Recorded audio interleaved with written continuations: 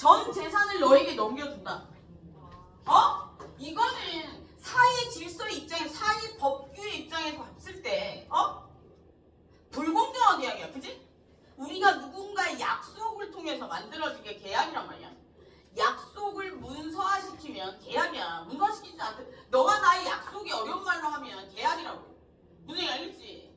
법으로 보호받, 너와 나의 약속이 법으로 보호받을 수 있으면 계약이라고. 근데 사적자시야. 니들끼리 알아서 하면 돼. 그래서 예를 들어서 엄마랑 아빠가 싸우는데 엄마랑 아빠가 바람 펴가지고, 아빠가 바람 피면 안 되지. 엄마가 바람 폈어. 그래가지고 엄마가 와가지고 그 각서를 썼어. 그래서 엄마가 다시 또 바람을 폈어. 그래서 어떻게 된 거야?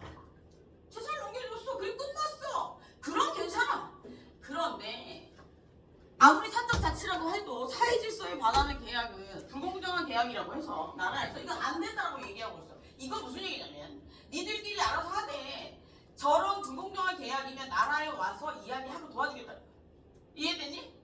그래서 나라는 개입하지 않겠지만 기준은 마련해 놨다는 거야. 니들끼리 알아서 해. 그렇지만 너무 사회 질서의 범위에서 벗어나서 불공정한 계약이면, 사회상규에서 벗어나면 도와주겠다는 거야. 달라. 형법은 어떻게 돼 있어? 정해져 있잖아. 해야 될 일, 하지 말아야 될 일. 그거는 그렇게 꼭 해야 돼. 근데 이거는 그렇게 하지 않아도 돼. 예를 들어서 내가 만 원짜리를 100만 원에 사고 싶으면 사면 돼. 내가 남편한테 전 재산을 다 주고 싶으면 주면 돼. 내가 남편한테 맞고 살면 안 돼. 맞는 건 형사적인 문제잖아. 그런 건 안 되지만 내가 그 사적인 관계에서 내가 상대방에게 뭔가 하는 거 이런 것들은 괜찮단 말이야. 근데 이게 상법으로 가면 안 돼. 상법으로 가면 왜 안 되냐면 시장이 개입이 되잖아. 시장이 개입이 되면 너와 나 사이가 아니고 제도 개입이 되잖아. 그럼 제3자의 이익을 파괴시킬 수 있기 때문에 상법은 국가가 이야기하지 않아도 개입을 해. 뭘로 개입해? 경제법 이런 걸로 개입을 한단 말이야. 상법이나 위법으로 아니더라도 경제법으로 독과점 규제법 이런 걸로 개입을 한다고 생각을 해봐. 너와 나 사이의 일은 괜찮은데 너와 나를 떠나서 얘까지 개입되면 얘는 뭔 죄야. 그지? 그래서 상법은 얘가 들어가면 사사로운 이익을 추구하는 거지만 얘가 들어가면 어떻게 하는 거야? 나라가 개입을 한다는 거야. 그렇게 생각하면 돼. 간단해. 내가 더 주고 싶어. 내가 다 주고 싶으면 주면 돼. 그런데 그게 아니라는 생각이 들면 오라는 거지. 도와준다. 그 기준을 마련해 놓은 거야. 그렇게 이해를 해. 보자. 그래서 이제 민법의 개념과 관련해서 여기서 보면 사람의 사회적 생활관계는 국가 구성원이 국민으로서의 생활관계와 국가와 직접적인 관계를 영위한 인간으로서의 생활관계 두 가지로 나눌 수 있는데 전자는 공법적 관계래. 공법적 관계는 뭐야? 국가와 국민 사이. 저번에 얘기했지. 그 법률 관계는 공법 관계, 사법 관계 이렇게 있다고 그랬어. 그지? 공법 관계는 뭐야? 권리의 주체. 권리 주체가 누구야? 권리 주체는 뭐야? 권리의 주체는 뭐라 그랬어? 다 잊어버렸어? 법률행위, 법률 효과 이렇게 있을 때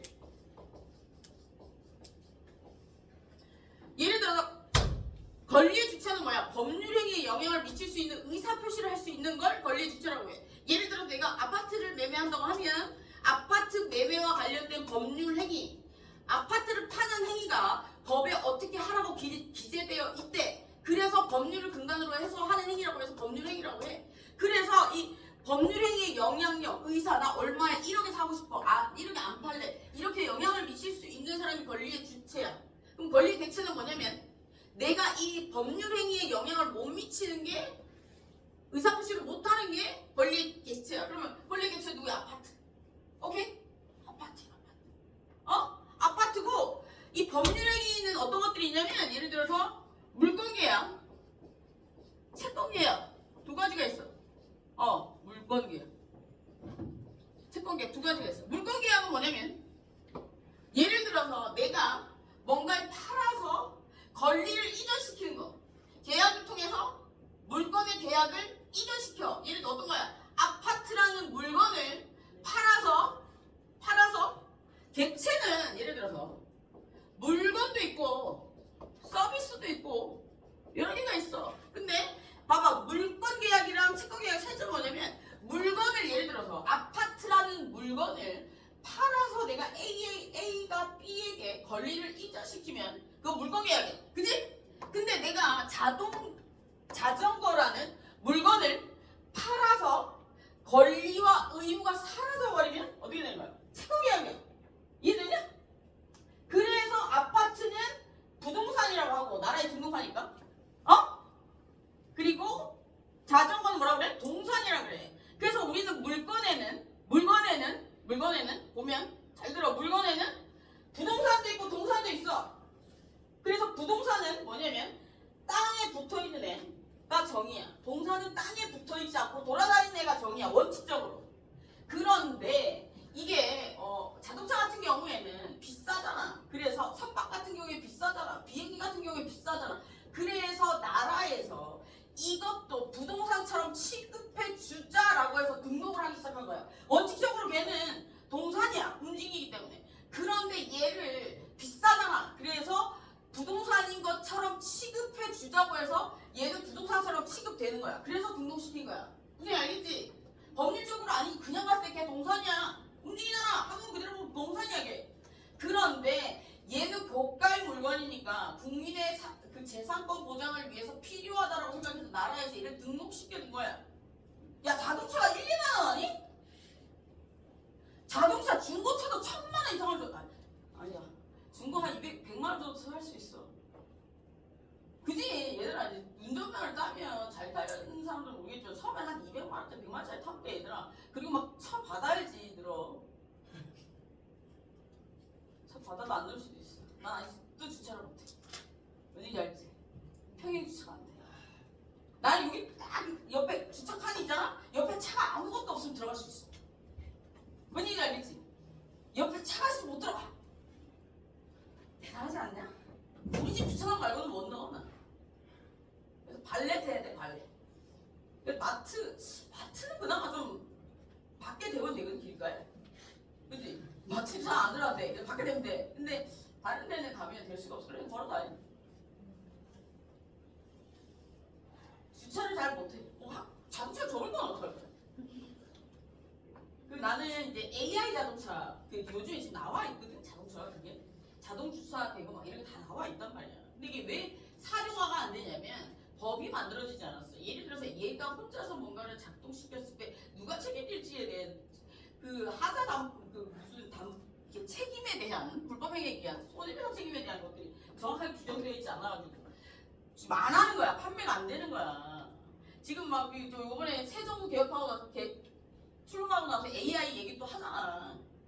이런 것들 얘기하는 거야. 지금 다들 있어. 날아다니는 택시도 있고, 드론 택시도 나왔고, 그리고 혼자 주행해서 자율주행 자동차는 최상의 등급까지 나왔어. 지금 혼자 다니는 키트 아니야?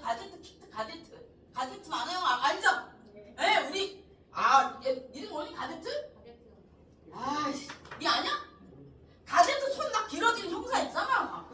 그리고 또 키트 막 이렇게 누르면 부르면 오는 그 자동차. 엄마한테 물어봐. 그런 게 있는데 그런 게 다 됐단 말이지. 근데 법이 받쳐주지 않아서 상용화시킬 수가 없는 거야. 분위기 알겠냐? 보자. 그래서 우리가 이게 지금 이건데 여기서 보면 민법은 공법은 권리의 주체가 뭐야? 국가고 누구야? 권리 객체는 국민이고 그리고 법률행위는 뭐야? 공적인 이익을 추구하는 법률행위를 하는 거야. 그치? 그래서 결과는 이제 어떻게 하는 거야? 결과는 국민이 국가가 시키는 대로 해야 돼. 그런데 안 하면 어떻게 되냐? 법률의 효과는 예를 들어 세금 내라고 하면 세금 내야 되는 게 법률의 효과야. 그치? 만약에 안 하게 되면 실질적으로 효과를 확보하기 위해서 실효성 확보수단을 써야 돼.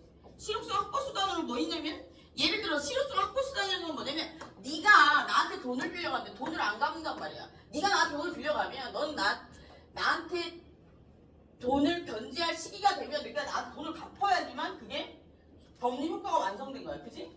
채권관계니까 권리와 의무가 소멸돼야지 끝나는 거야. 근데 네가 안 갚아. 그러면 그런 법률 효과를 실제로 완성시키기 위해서 실효성 확보 수단이 필요한 거야. 그래서 뭐래? 소송 걸어서 돈을 주라는 확정 판결 받고 그래도 네가 안 줘. 그럼 어떻게 해야 돼? 강제 집행할 수 있는 강제 집행 판결을 받아서 그래서 빨간 딱지가 붙이는 거 아니야. 오케이? 그래서 실효수 확보수단은 실질적으로 효과를 확보시키기 위한 수가 아니야. 나라도 마찬가지야. 세금을 안 내면 집달관들이 와. 이게 알겠지? 그리고 공무원 중에 집달관이 돈을 좀 잘 벌어. 옛날에 그랬는데 지금 어떤지 모르겠다. 지금은 아닐 거야. 지금은 내가 그냥 공무원이 돼서 부자랑 결혼해. 그거밖에 없어. 내 동생이 보니까 법원에 다니는데 법원에 그렇게 비싼 차가 많대. 부인 내지 남편이 부자니까 없으면 알겠지? 막 이거 롤렉스 막 이런 거 타고 다니고 막 벤츠 이런 거 타고 다니면 많대 요즘에. 근데 내가 시계 하나 사줬어. 너무 가업 떨어져서. 롤렉스는 못 사주고 하나 사줬어. 내 남편이면 사주겠는데 내 남편 아니잖아. 그리고 걔는 술을 많이 처먹어서 안 돼. 어디 가서 저번에도 내가 신발인가 뭔가 사달라고 그래서 신발 그때 나이키 신상 사줬거든? 이 새끼가 한 짝만 신고 온 거야 집에. 신발을 한 짝만 신고 집에 왔대.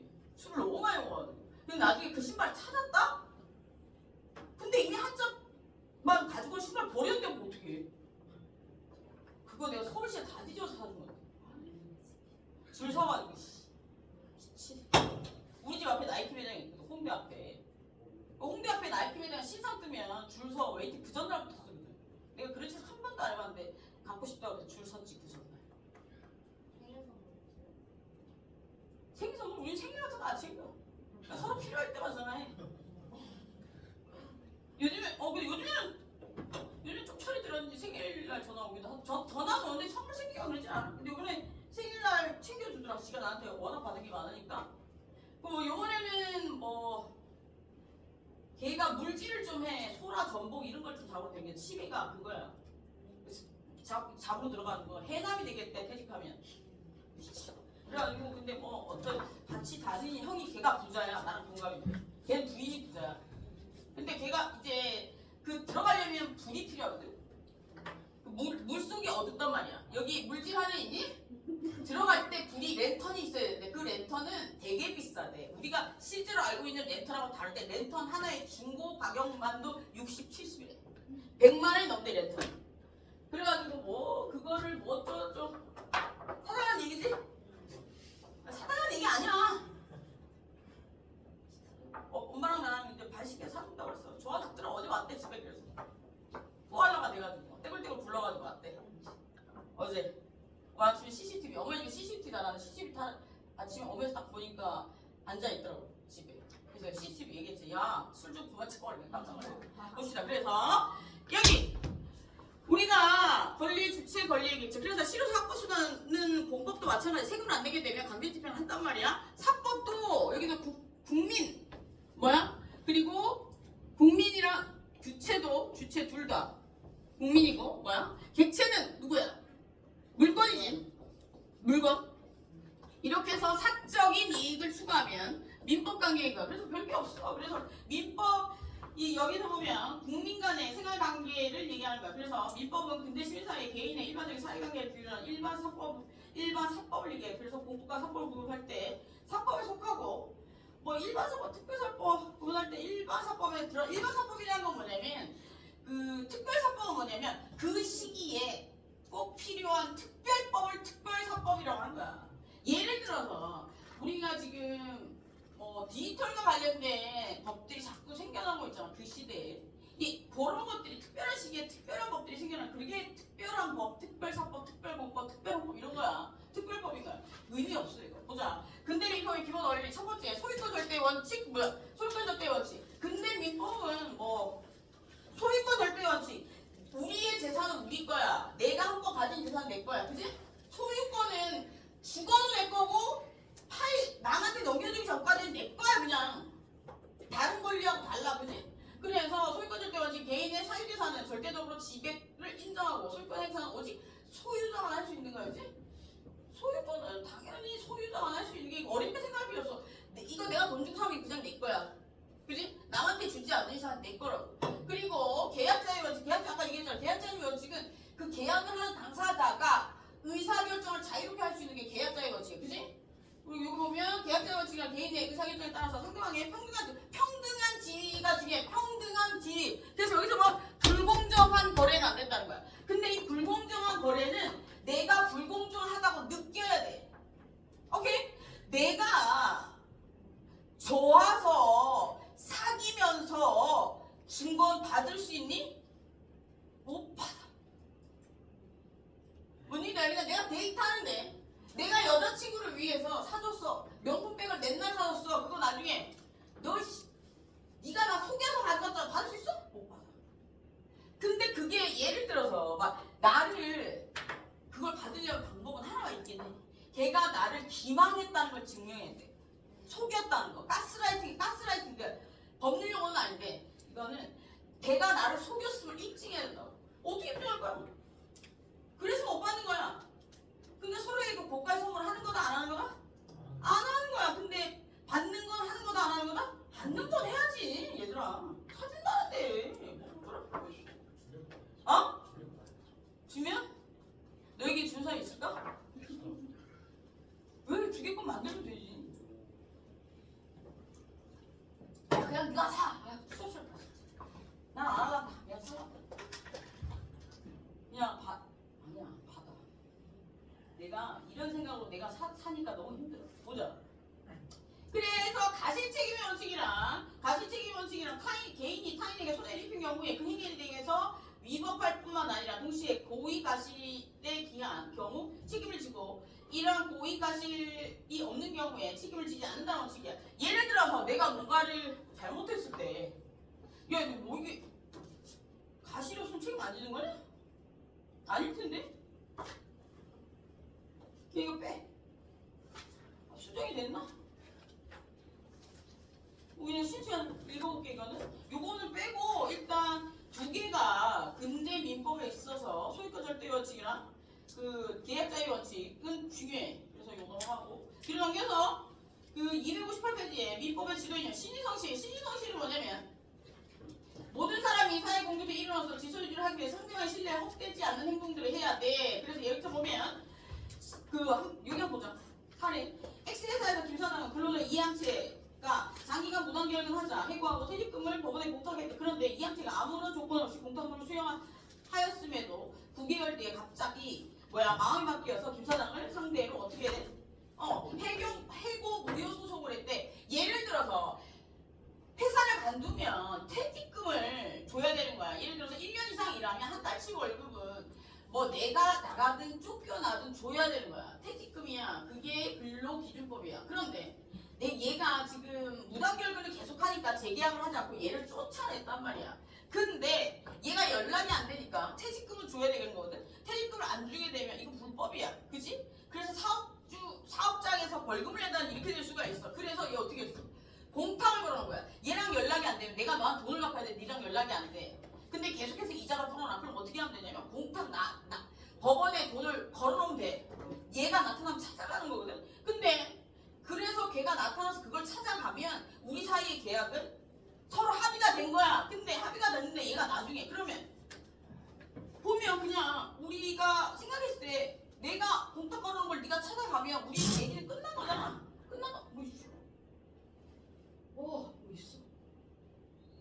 끝난 건데 어떻게? 왜?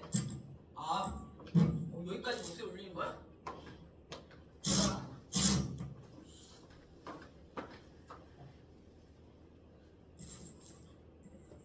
그래서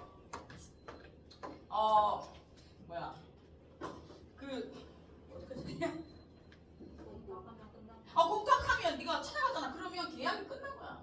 근데 그 상대가 어떻게 생각했어? 얘가 내 의견을 받아들였구나 이렇게 생각할 거 아니야. 그런 신뢰가 바탕이 된 건데 걔가 거기에 대해서 나는 거기 합의한 적 없어 이렇게 얘기하면 말이 안 되는 거잖아.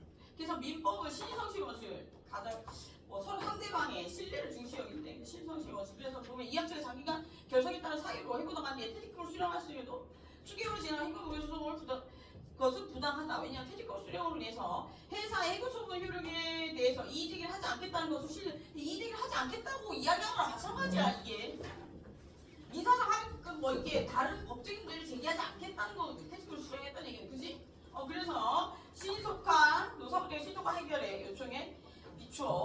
없다라고 돼 있어. 그리고 권리남용의 원칙이라는 게 있는데 권리남용의 원칙이란 보면 밑에 살아보자.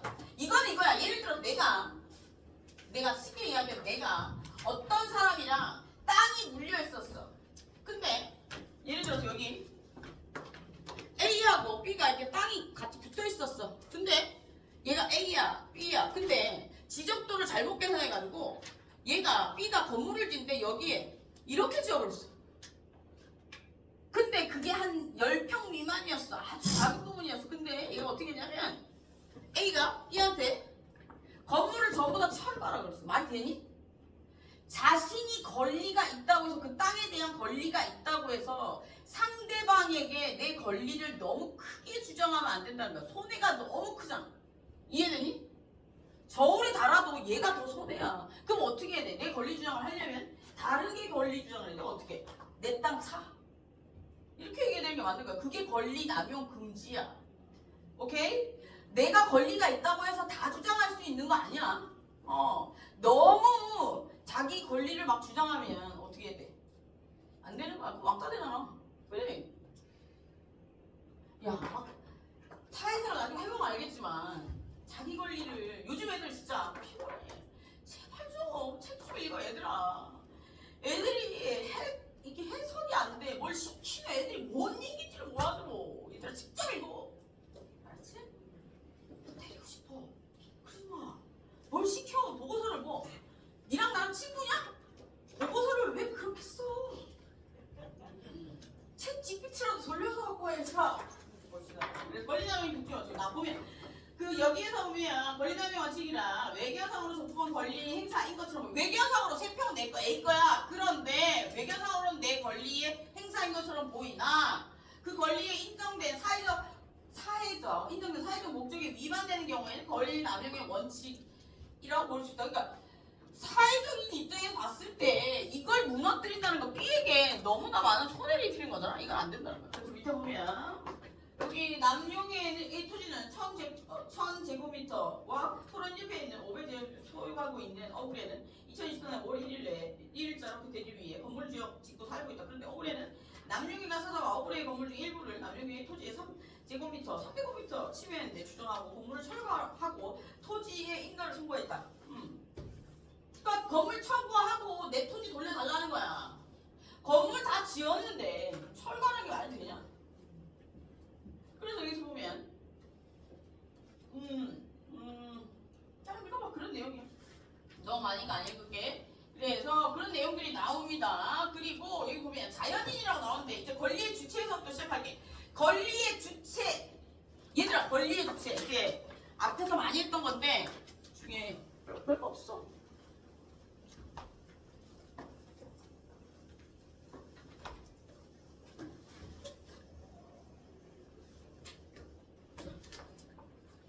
팔이야. 권리의 주체. 권리의 주체는 의사표시를 할 수 있는 게 법률행위에 대해서 의사표시를 할 수 있는 게 권리의 주체라고 했어. 그지? 권리의 주체는 두 가지가 있어. 자연인. 그지? 법인. 두 가지가 있어. 그지? 자연인은 뭐야?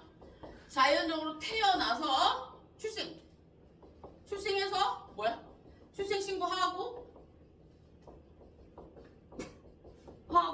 사망해서 사망신고하고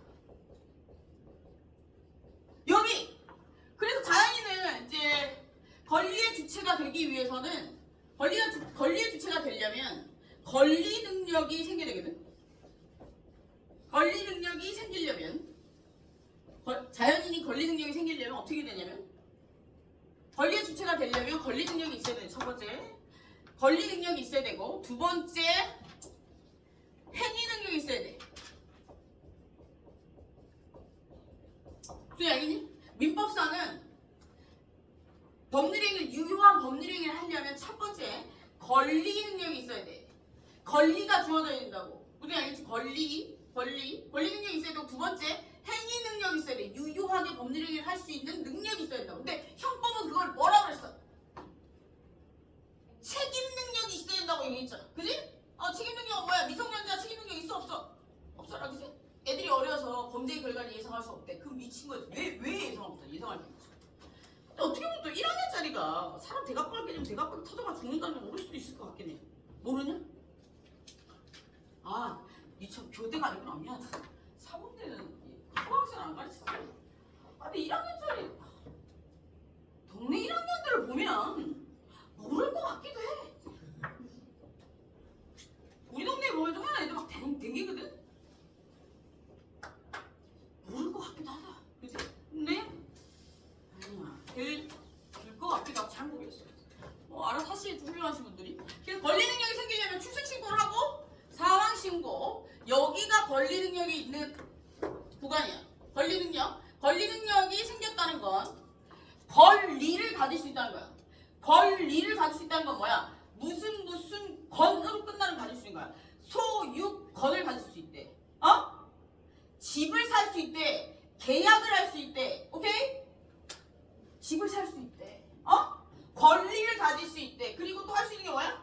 소송을 할 수 있대. 권리를 가질 수 있다는 건 뭐냐면 내 걸 가질 수 있다는 거야. 근데 이걸 잊어버리면 또 뭘 할 수 있어? 소송을 할 수 있대. 뒤집어서 얘기하면. 그러니까 권리 능력이 생겼다는 얘기는 뭐냐면 권리를 가진 무슨 권을 가질 수 있다는 거고, 뒤집어서 얘기하면 소송을 할 수 있다는 거야. 권리 잊어버리면 찾아야 될 거야. 이 자동차 잊어버리면 어떡할 거야? 찾아야지. 이 사랑하는 여자친구가 자동차 훔쳐가면 어떡할 거야? 너무 사랑하는데? 너무 사랑하는데 훔쳐가서 어떡할래? 신고해서? 뭔소리네? 신고해 찾아야지. 딴 놈이랑 타고 왔는데. 얘들아, 너한테 말 안 하고 타고 나왔을 때 뻔해 얘들아. 예외는 없는 거야 얘들아. 제 예외는 없는 얘기 나오니까 다 끝나가니까 얘기해줄게. 봐잉. 여자친구가 새벽에 전화 안 받아. 문자 다 없어. 그거 가능한 일이야? 우리 잠들어도 카톡 다 듣잖아. 문자 소리 다 듣잖아. 거짓말이야. 뭔지 알겠냐? 사랑이 없는 거야. 뭔 얘기 알겠지? 그지? 여자친구 있냐? 내가 다 애들 해봤어. 다른 애들 카톡은 다 대답해. 네 카톡만 대답 안 하는 거야. 알았니? 그런 애들은 만나지 마라. 얘들 알았지? 남자친구가 내가 새벽에 카톡했는데 연락이 없어. 날 사랑하지 않는 거야? 날 사랑하면 몇 시든 카톡이 가서 연락이 와. 전화를 다 받아. 야, 니 집에 밤에 잘 때 전화기 진동을 해놓냐? 아니지. 전화 울림 받지? 카톡은 다 들리지? 그래. 거짓말이야. 나 자느라 못 봐서 거짓말이야. 잘 때 다 봐. 나 잘 때 누구 보면 보거든? 그러니까 나는 이제 그럴 일이 별로 없으니까 나는 아예 끄고 자지. 친구가 없으니까. 급한 일이 있으면 우리 엄마는 내가 휴대폰이 3개니까 개인적인 휴대폰으로 전화가 오니까. 그 번호 알고 있는 사람 몇 명 없으니까. 그 전화는 꼭 받고 집에도 전화기가 있으니까. 다 거짓말이야. 다 같이. 어? 다른 남자랑 있는 거야. 어? 됐습니다. 봅시다. 더 이상 얘기하면 안 되겠다. 봅시다. 자연이 이 출생신고, 사망신고야. 권리 능력이 있다는 거야. 내가 권리를 가지고. 그죠? 맞죠? 그런 거 맞잖아요. 그죠? 우리 다 경험한 거잖아. 근데 나는 의심이 많아서 결혼 못한 거. 저분은 우리 갑인지는 모르겠지만 저분은 착하셔서 결혼한 거야. 희생의 아이콘 아니야. 어머니들은. 난 내가 하고 싶은 게 많아가지고 결혼 못한 거야. 욕심이 많아. 포기해야 돼. 하고 싶은 게 많은 애들은. 너는 하고 싶은 게 많은 사람 포기해야 돼. 알았어? 그거 다 하려면 포기해야 된다. 어디 갔다 오냐? 중요한 거 할 건데. 너는 일단 알았어. 앉아. 그래서 여기 권리 능력이 생겼다. 권리 능력 여기 권리 능력. 자연인의 권리 능력은 출생 신고, 사망 신고야. 그러면 여기에서 자연인의 권리 능력만 가지고 법률행위를 할 수 있냐? 그건 아니야.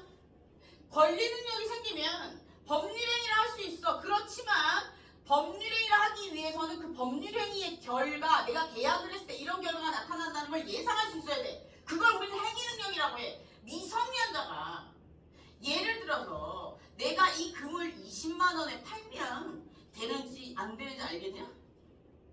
어차피 지가 돈을 안 벌어봤기 때문에 그 세상 물정을 몰라. 내가 지금 당장 돈이 급해. 그러면 아버지 금고에 있는 금 꺼내가지고 팔 거지, 니.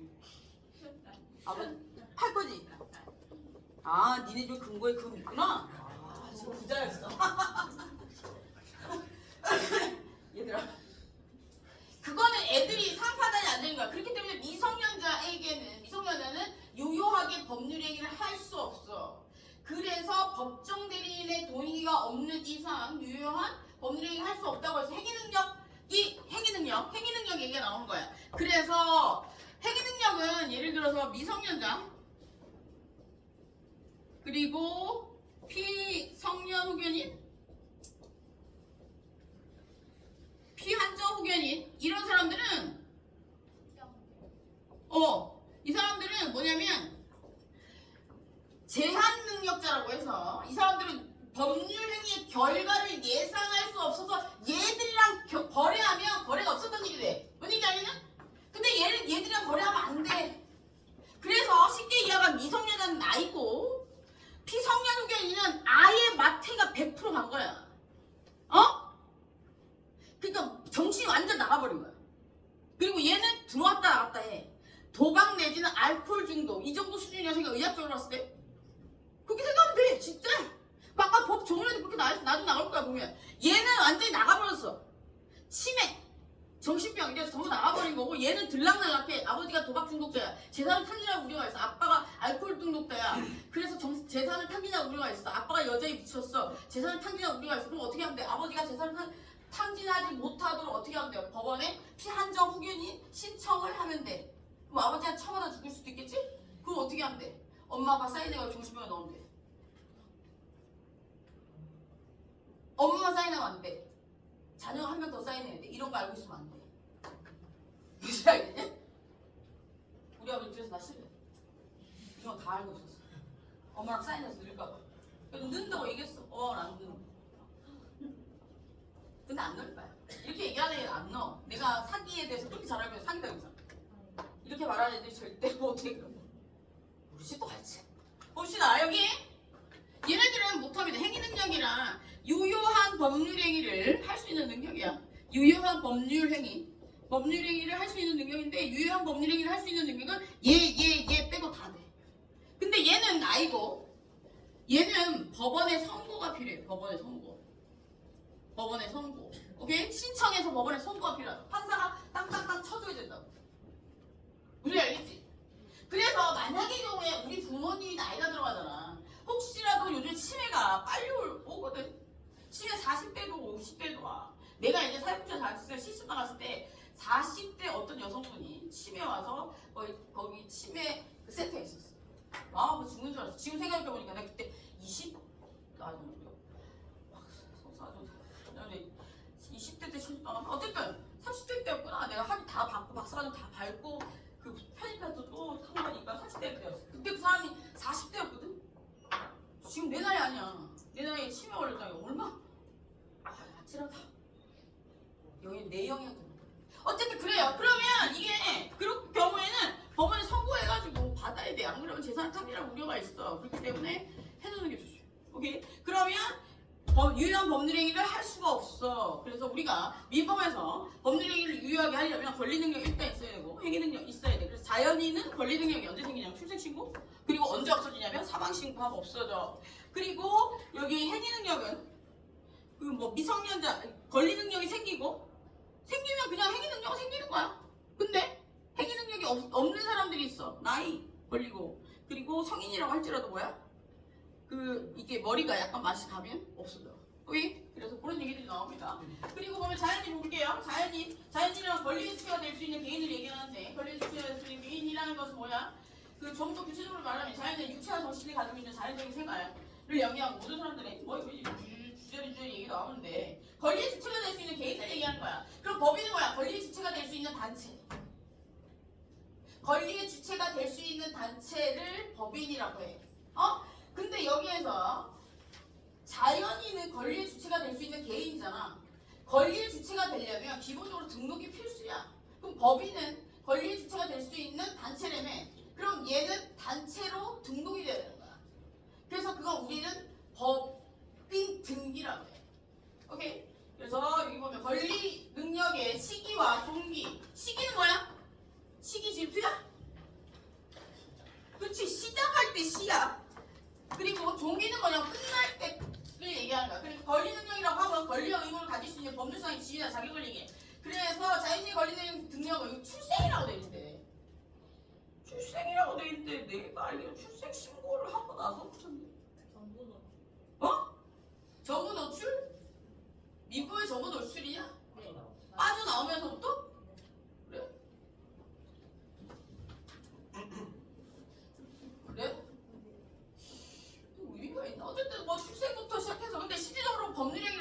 무조건 출생신고가 돼서 번호가 있어야 시작.